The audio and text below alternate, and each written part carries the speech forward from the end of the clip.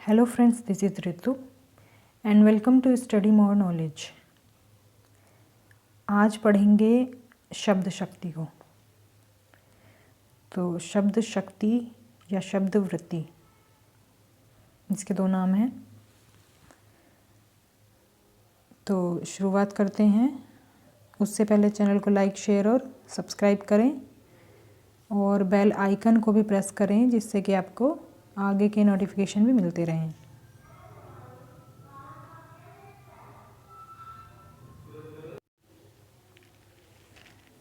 तो शब्द वृत्ति या शब्द शक्ति किसे कहते हैं? शब्द का अर्थ बोध कराने वाली शक्ति ही शब्द शक्ति कहलाती है। मतलब जो शब्द हमारे सामने होता है उसका अर्थ बोध कराने वाली शक्ति शब्द शक्ति कहलाती है। शब्द शक्ति को संक्षेप में शक्ति कहते हैं। इसे वृत्ति या व्यापार भी कहा जाता है। तो आगे देख लेते हैं शब्द शक्ति के प्रकार। तो शब्द 3 प्रकार के होते हैं। पहले हम शब्दों की बात कर रहे हैं, ना कि शब्द शक्ति की। तो शब्द होते हैं 3 प्रकार के: वाचक, लक्षक और व्यंजक। 3 प्रकार के ही अर्थ भी होते हैं। जैसे कि हमारे ये शब्द हुए ऊपर जो हमने भी पढ़े हैं, और इसके नीचे है आपके 3 अर्थ: वाच्यार्थ, लक्ष्यार्थ और व्यंग्यार्थ। तो ये जो अर्थ होते हैं ये इन्हीं शब्दों से निकलते हैं। जैसे वाचक से निकलता है वाच्यार्थ, लक्षक से निकलता है लक्ष्यार्थ और व्यंजक से निकलता है व्यंग्यार्थ। अब इसके बाद शब्द और अर्थ के अनुरूप ही शब्द की 3 शक्तियाँ होती हैं। कौन कौन सी होती हैं? अभिधा, लक्षणा, व्यंजना, जिनकी हम आज बात करेंगे। जो शब्द शक्ति मैंने बताया ये उसी के प्रकार हैं। तो शब्द और अर्थ के अनुरूप ही ये शब्द की 3 शक्तियाँ होती हैं। तो वाचक से जो अर्थ निकलता है उसको बोलते हैं वाच्यार्थ, और वाच्यार्थ जिस शक्ति से निकलता है वो होती है अभिधा। इसी तरह से लक्षक से लक्ष्यार्थ और लक्ष्यार्थ वाली शक्ति होगी लक्षणा शब्द शक्ति। ऐसे ही व्यंजक से व्यंग्यार्थ निकलेगा, और व्यंग्यार्थ की जो शब्द शक्ति है वो है व्यंजना। तो इस तरह से हम इजीली इनको समझ सकते हैं। तो शब्द शक्ति के प्रकार यहाँ पर भी दिए हुए हैं। ये आपका इंग्लिश और हिंदी दोनों में दिया हुआ है। तो ये 3 प्रकार की होती है शब्द शक्ति हिंदी व्याकरण में: अभिधा,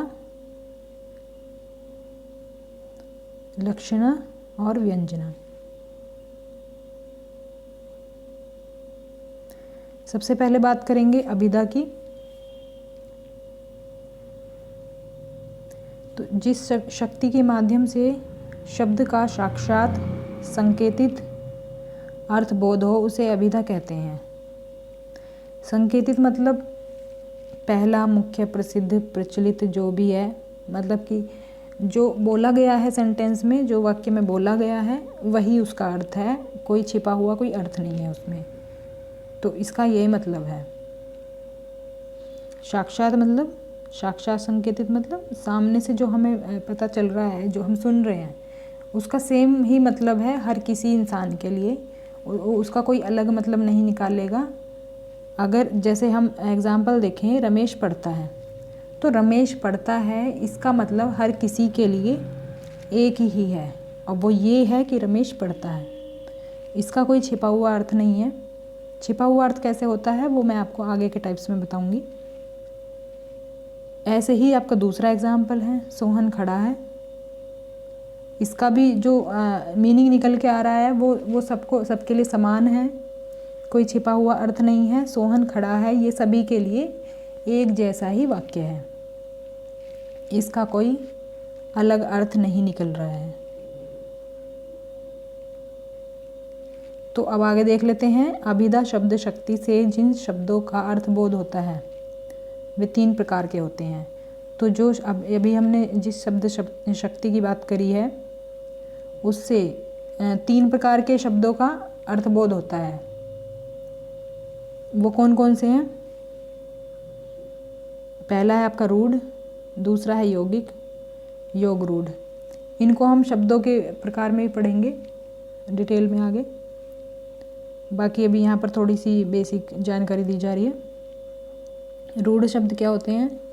रूढ़ शब्द होते हैं जिन शब्दों के खंड ना हो, मतलब जिनके टुकड़े ना कर सके, संपूर्ण शब्दों का एक ही अर्थ प्रकट हो, उन्हें रूढ़ शब्द कहते हैं। मतलब इसमें जो भी शब्द होगा उसका एक ही अर्थ निकलेगा, इसका कोई अलग से कोई अर्थ अलग अलग नहीं निकलेगा, सिंपल वही अर्थ निकलेगा। जैसे घोड़ा, मनुष्य आदि, तो घोड़े का मतलब घोड़ा ही है, कुछ और अर्थ नहीं निकल रहा है इसका, तो इनको रूढ़ शब्द कहेंगे। दूसरा आएगा यौगिक शब्द। तो यौगिक शब्द में कौन से आते हैं? प्रत्यय, कृदंत, समास इत्यादि के संयोग से बने वे शब्द जो समुदाय के अर्थ का बोध कराते हैं। तो इसमें जो आएंगे आपके, वो आएंगे जो प्रत्यय वगैरह को जोड़ के बने हों, या फिर जिसमें समास वगैरह का यूज़ किया गया हो, जैसे कि दिवाकर और सुधांशु। अगर आप इन्हें ब्रेक करेंगे तो ये ब्रेक भी हो जाएंगे, जैसे कि रूढ़ शब्द में नहीं हो सकता था। रूढ़ शब्द जैसे हैं वो वैसे ही रहते हैं, इन्हें ब्रेक करके आप अलग अलग शब्द नहीं बना सकते।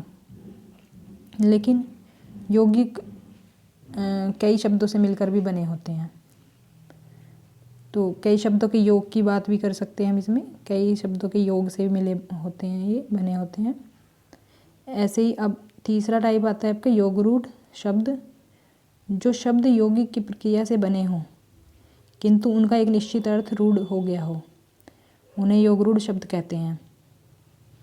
अब देखिए, मतलब तो इसका भी यही है कि जैसे यौगिक शब्द होते हैं ना, जैसे हमने यौगिक शब्द बताया, यौगिक शब्द किसी के मेल से बनते हैं, योग से बनते हैं, इसी तरह से योग रूढ़ भी बनते हैं। लेकिन इसमें एक डिफरेंस है, इनका एक निश्चित अर्थ होता है। मतलब जो हमारा शब्द दिया हुआ है, जैसे मान लीजिए जलज है, जलज हम किसके लिए यूज़ करते हैं? जलज हम कमल के लिए यूज़ करते हैं, तो इसका एक निश्चित अर्थ होता है, एक निश्चित अर्थ निकलता है। जलज हम किसी और चीज़ के लिए यूज़ नहीं करेंगे, ये कमल के लिए यूज़ होता है। तो इसका मतलब हो गया योग रूढ़ शब्द। बढ़ते हैं आगे, फिर बात कर लेते हैं नेक्स्ट टाइप की। पहला टाइप था हमारा अभिधा शब्द शक्ति, दूसरा टाइप है लक्षणा शब्द शक्ति। अब इसमें क्या अंतर है? अभिधा शब्द शक्ति में क्या था कि जो वाक्य जैसा दिया गया है उसका वही अर्थ निकलेगा, चाहे हम समझें या कोई और समझे, हर कोई उसका एक ही अर्थ निकालेगा। लेकिन लक्षणा में क्या होता है? लक्षणा में होगा यहाँ पर मुख्य अर्थ से संबंधित अन्य अर्थ को लक्ष्य किया जाता है।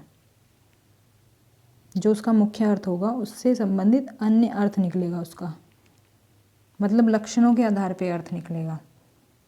ये नहीं कि जो सामने है वही। अब जैसे इसमें देखें हम, सोहन गधा है, एग्जाम्पल जो दिया हुआ है इसमें, यहाँ क्या है? गधे का लक्ष्यार्थ है मूर्ख।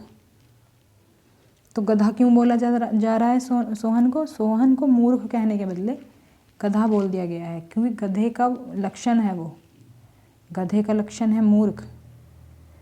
तो वही लक्षण हमें बताने के लिए गधे का यूज़ कर दिया गया है, डायरेक्टली मूर्ख ना बोलकर।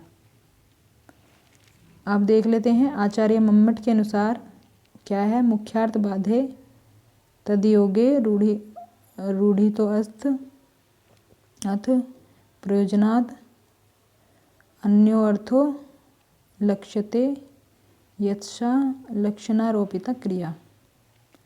तो इन्होंने क्या कहा है, इसका मीनिंग देख लेते हैं।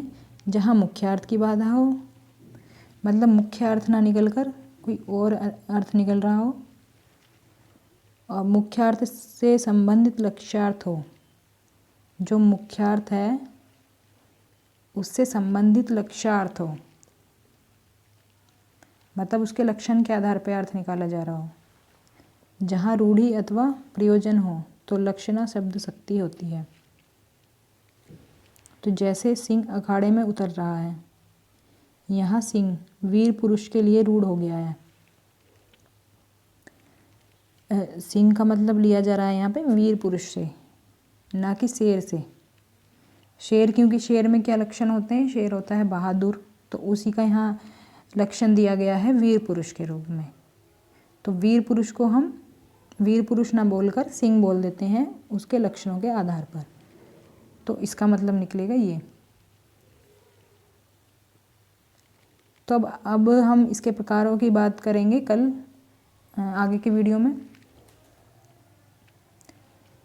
तो बाकी आप इनको और अच्छे से पढ़ सकते हैं। तब तक के लिए गुड बाय।